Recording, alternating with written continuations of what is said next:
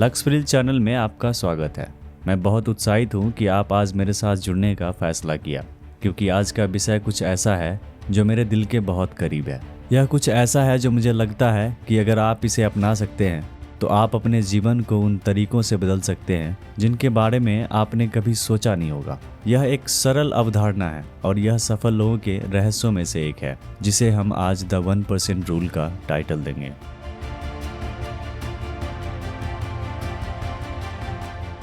आगे बढ़ने से पहले चैनल को सब्सक्राइब और लाइक जरूर कर देना।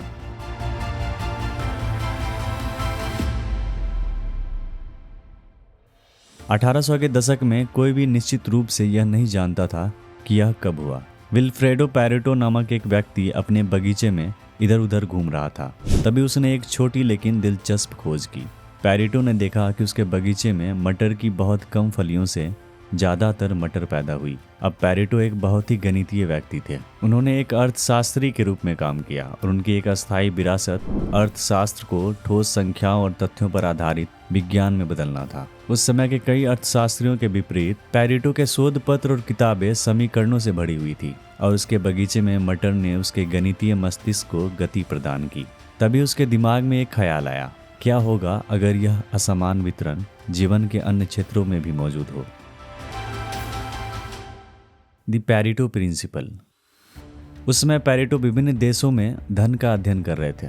चूंकि वो इटालियन थे, इसलिए उन्होंने इटली में धन के वितरण का विश्लेषण करना शुरू किया। उन्हें आश्चर्य हुआ कि इटली में लगभग 80% भूमि पर केवल 20% लोगों का अधिकार था। उनके बगीचे में मटर की फलियों की तरह अधिकांश संसाधनों पर अल्पसंख्यक खिलाड़ियों का नियंत्रण था। पैरेटो ने अन्य देशों में अपना विश्लेषण जारी रखा और एक पैटर्न उभरने लगा। उदाहरण के लिए ब्रिटिश आयकर रिकॉर्ड को खंगालने के बाद उन्होंने देखा कि ग्रेट ब्रिटेन में लगभग 30% आबादी कुल आय का लगभग 70% कमाती है। जैसे जैसे उन्होंने शोध जारी रखा, पैरेटो ने पाया कि संख्याएं कभी भी समान नहीं थी, लेकिन हर फील्ड में ये नंबर्स कंसिस्टेंट थी। ज़्यादातर रिसर्च में उन्होंने पाया कि रिवॉर्ड्स हमेशा लोगों के एक छोटे प्रतिशत को ही मिलते थे। इसी विचार को द पैरेटो प्रिंसिपल के नाम से जाना जाने लगा, या इसे 80-20 रूल भी कहते हैं। इसके बाद के दशकों में पैरेटो का काम अर्थशास्त्री के लिए व्यवहारिक रूप से एक सुसमाचार बन गया। एक बार जब उन्होंने इस विचार के लिए दुनिया की आंखें खोली तो लोगों ने इसे हर जगह देखना शुरू कर दिया और 80-20 नियम अब पहले से कहीं ज़्यादा प्रचलित हो गया। उदाहरण के लिए नेशनल बास्केटबॉल एसोसिएशन में 2015 से 16 सीजन के दौरान 20% फ्रेंचाइजी ने 75% चैंपियनशिप जीती है। इसके अलावा सिर्फ 2 फ्रेंचाइजी बॉस्टन सेल्टिक्स और लॉस एंजलिस लेकर्स ने एनबीए के इतिहास में लगभग आधी चैंपियनशिप जीती है। पैरेटो की मटर की फली की तरह कुछ टीमें ज्यादातर पुरस्कारों के लिए जिम्मेदार हैं। फुटबॉल में संख्याएं और भी ज्यादा है, जबकि 77 अलग अलग देशों ने विश्व कप में प्रतिस्पर्धा की है। सिर्फ 3 देशों ब्राजील, जर्मनी और इटली ने पहले 20 विश्व कप टूर्नामेंट में से 13 जीते हैं। पैरेटो सिद्धांत के उदाहरण रियल एस्टेट से लेकर आय असमानता से लेकर टेक स्टार्टअप तक हर जगह मौजूद है। 1950 के दशक में ग्वाटेमाला के 3% लोगों के पास ग्वाटेमाला का 70% जमीन थी। 2013 में दुनिया की 8.4% आबादी के पास दुनिया की 83.3% संपत्ति थी। 2015 में एक सर्च इंजन गूगल को 64% सर्च क्वेरी मिली। ऐसा क्यों होता है? कुछ लोग, टीम और संगठन जीवन में ज्यादातर पुरस्कार क्यों प्राप्त करते हैं? इस सवाल का जवाब देने के लिए आइए प्रकृति से एक उदाहरण लें।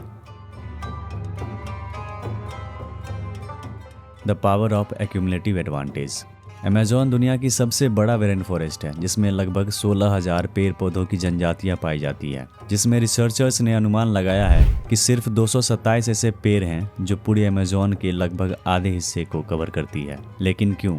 कल्पना करें कि 2 पौधे एक साथ बढ़ रहे हैं। हर दिन वे सूर्य के प्रकाश और मिट्टी के लिए एक दूसरे से कम्पीट करती है। यदि एक पौधा दूसरे की तुलना में थोड़ी तेजी से बढ़ सकता है तो यह अधिक लंबा हो सकता है, अधिक सूर्य के प्रकाश को पकड़ सकता है और अधिक वर्षा को सोख सकता है। अगले दिन यह अतिरिक्त ऊर्जा पौधे को और भी अधिक बढ़ने देती है। यह पैटर्न तब तक जारी रहता है जब तक कि मजबूत पौधा दूसरे को बाहर नहीं कर देता और सूर्य के प्रकाश मिट्टी और पोषक तत्वों का बड़ा हिस्सा नहीं ले लेता। इस लाभप्रद स्थिति से जीतने वाले पौधे में बीज फैलाने और प्रजनन करने की बेहतर क्षमता होती है, जो अगली पीढ़ी को और भी फैलने में मदद करती है। यह प्रक्रिया बार बार दोहराई जाती है जब तक कि डोमिनेंट पौधे पूरे जंगल पर हावी नहीं हो जाते। वैज्ञानिक इस प्रभाव को एक्यूमुलेटिव एडवांटेज कहते हैं। जो एक छोटे से लाभ के रूप में शुरू होता है वो समय के साथ बड़ा होता जाता है।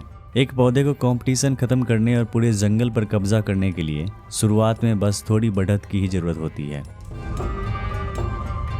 Winner take all effect.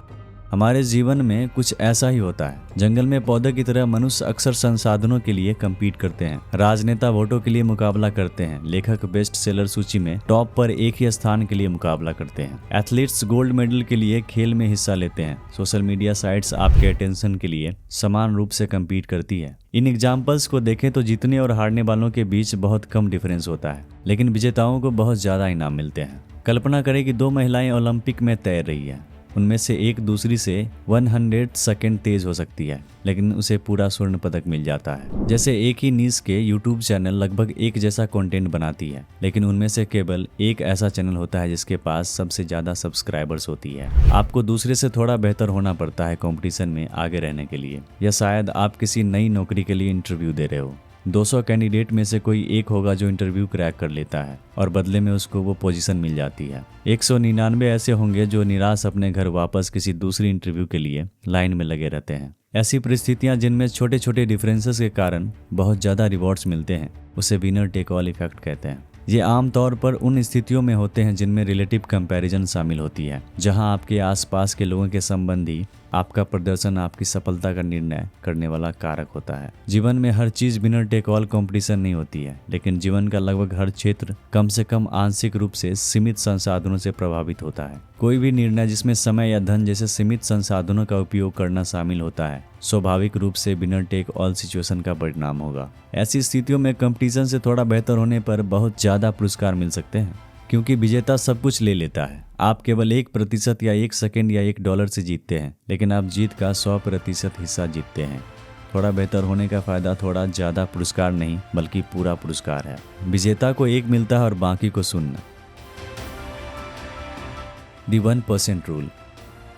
Performance में छोटे छोटे अंतर समय के साथ दोहराए जाने पर बहुत असमान वितरण की ओर ले जा सकते हैं। यह एक और कारण है कि आदतें इतनी महत्वपूर्ण क्यों है। जो लोग या संगठन सही काम कंसिस्टेंटली करते हैं, वे समय के साथ एक बड़ी जीत या एक बड़ी रिवॉर्ड्स पाने का हक रखते हैं। आपको अपने कॉम्पिटिटर से बस थोड़ा बेहतर होने की आवश्यकता है, लेकिन यदि आप आज और कल या उसके बाद के दिनों में दूसरों से थोड़ा ज़्यादा मेहनत करने में सक्षम हैं, तो आप जीतने की प्रक्रिया को बार बार दोहरा सकते हैं। And thanks to winner take all effect, प्रत्येक जीत आपको आपके परिश्रम का दोगुना पुरस्कार प्रदान करती है। हम इसे 1% रूल कह सकते हैं। 1% रूल कहता है कि समय के साथ किसी क्षेत्र में अधिकांश पुरस्कार उन लोगों, टीमों और संगठन को मिलेंगे जो औरों के मुकाबले 1% ज्यादा परिश्रमी है। दोगुने परिणाम पाने के लिए आपको दोगुना अच्छा होने की आवश्यकता नहीं है, आपको बस थोड़ा बेहतर होने की जरूरत है।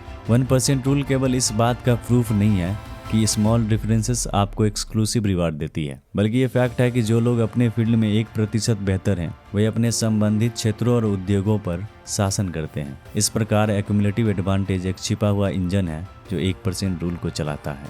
वीडियो अच्छी लगी तो लाइक और सब्सक्राइब कर देना और कमेंट करके अपनी राय देना मत भूलना। मिलते हैं ऐसी इंटरेस्टिंग वीडियोज़ के साथ।